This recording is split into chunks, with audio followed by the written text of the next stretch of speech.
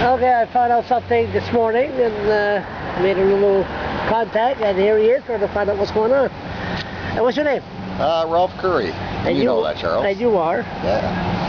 I am the media spokesperson final week for the Fredericton Police Force, and been a police officer here in Fredericton for 33 and a half years. 33 years? 33 and a half. That's a long time. That is a long time. So what made you decide to say bye-bye? I guess I've been thinking about it, Charles, for the last couple of years, so more recently, I guess, I knew the last 2 or 3 months, of course, I gave the employer notice that I had decided to retire, and my thought is I'd just like to do other things. I don't want to be in the seniors mode and look back and say all I've done is policing. So I like to, after 33 and a half years of policing in the city of Fredericton, which I thoroughly enjoyed, had a great career, I'd like to do other things and maybe serve the citizens of Fredericton in a different way. 33 years, that's a long time. It is a long time. Okay, this morning you were on CBC. Oh, they're beeping to me, yes, not you, yes. because they don't know you. You don't. Right. You don't have the uniform on. The tannery. You were on CBC this morning. Yes. You were talking about it. How long the tannery has been around?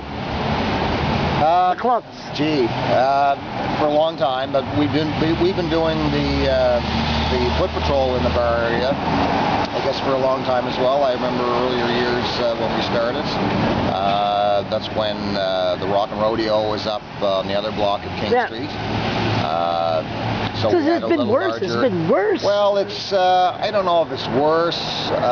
It's more contained now, where the bars downtown are basically in that one block. Now there are a couple of other bars in the downtown area, but they're probably bars for an older crowd, and different sort of bars, so just generate the crowds of people that would be reluctant to fight after having a few drinks or what have you. So it all falls down to, again, responsible drinking, and sometimes that doesn't happen because with younger people, sometimes what they do is they'll host party first and then go to the bars afterwards.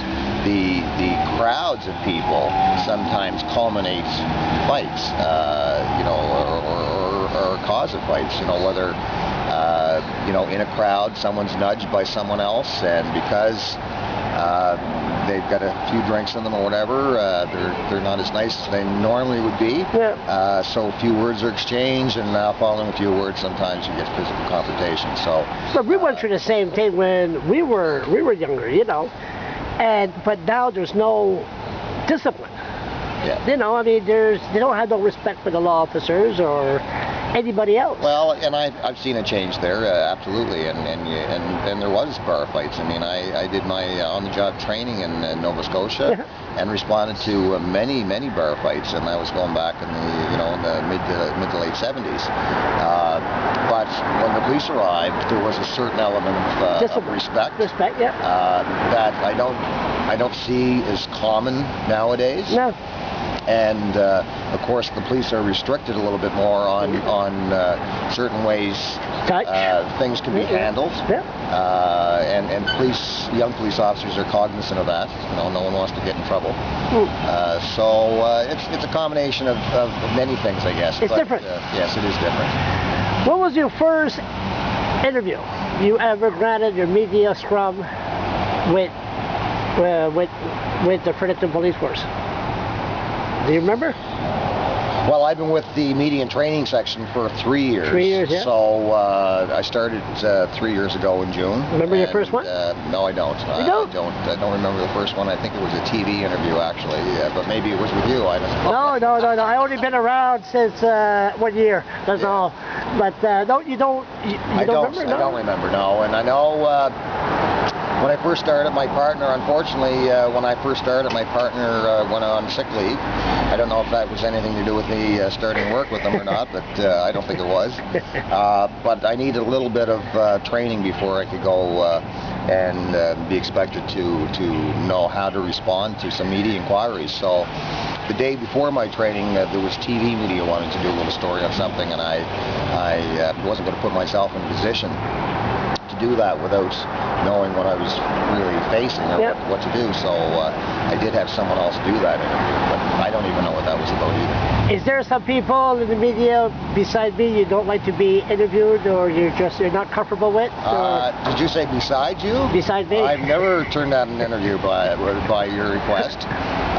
So you should know that. Yeah, I know. And no, there's no one that I'm being interviewed with, and I really enjoy dealing with all media people, including the bloggers. Yeah, thank you. And it's been a great 3 years, and that was a hard decision for me in retiring at this point. Is I've got a great job and great people I'm dealing with and working with.